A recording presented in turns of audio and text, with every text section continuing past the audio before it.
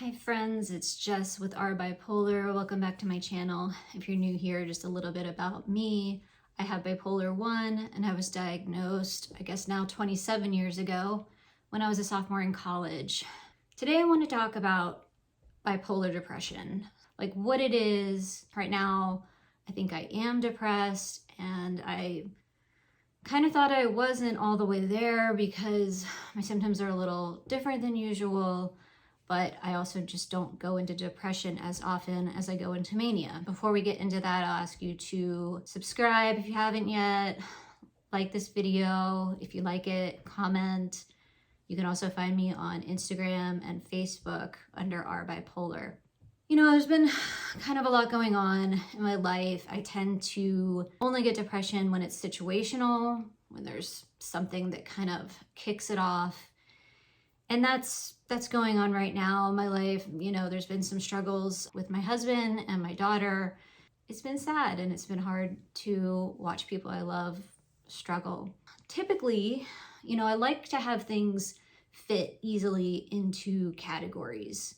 It's helpful for me just because I kind of like know what to do or what I think I should do when those symptoms become like a real episode. So like if I'm having hypomania, I want to make sure I'm, you know, getting sleep and all those things.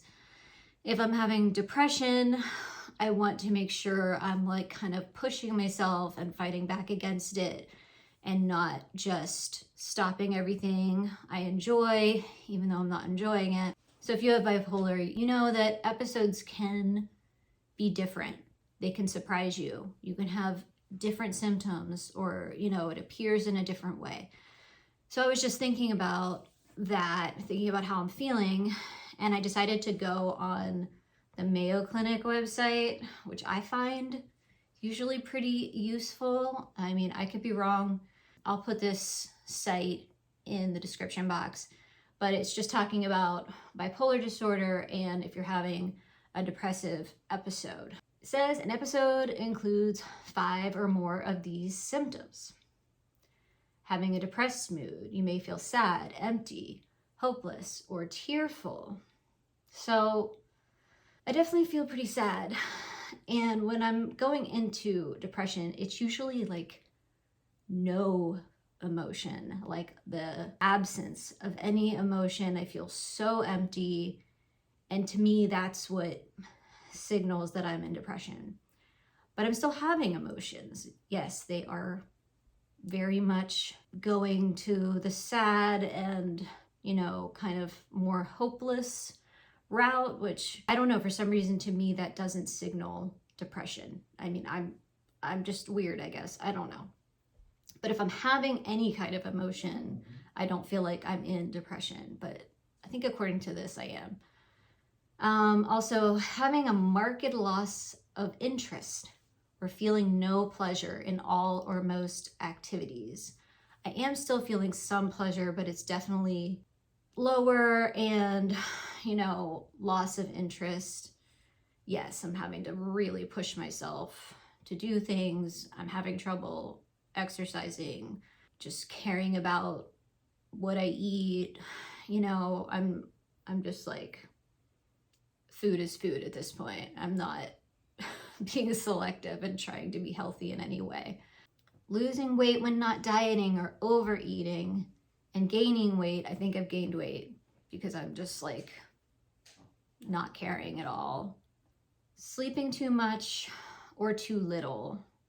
I want to sleep more. I don't have the ability to do that because I have to take my child to the bus each morning, during the week at least. So I don't know, maybe. Being very tired or losing energy. Yes, definitely have lost energy. Feeling restless, acting slower. I feel like definitely slower, moving slower. Feeling worthless, too guilty, or feeling guilty when it's not necessary. I don't think so. I don't really feel worthless. I mean, like completely worthless? No, I don't think so. I don't think so. Having a hard time thinking or concentrating, not being able to make decisions. Yeah, The thought processes are slower, having some trouble concentrating. All right, and be careful what I say here because of YouTube, but thinking about planning or attempting the S word, no, I'm not having any of that. And that is another big sign for me that I'm like fully in depression. Sometimes it just appears as like a flash, like I'm not even planning it or thinking I should do it. It's more like flashes, sort of like something's telling me I should be thinking about ending my life. It's weird and it's really upsetting, but I'm not having that. And that's usually, like I said, when I'm feeling nothing, no emotion at all. It's also saying like you could be feeling anxiety, melancholy, you're like very sad, deep loss of pleasure. Yeah, very fucking sad. But it's not like sadness out of nowhere. Like I said, it's because of what's going on in my life. So that part feels appropriate, which is maybe why I thought I wasn't actually depressed. Also, you can have psychosis in depression where, you know, as it says here, your thoughts or emotions disconnect from reality. Personally, I've never had psychosis in depression. I've only had it in full-blown mania.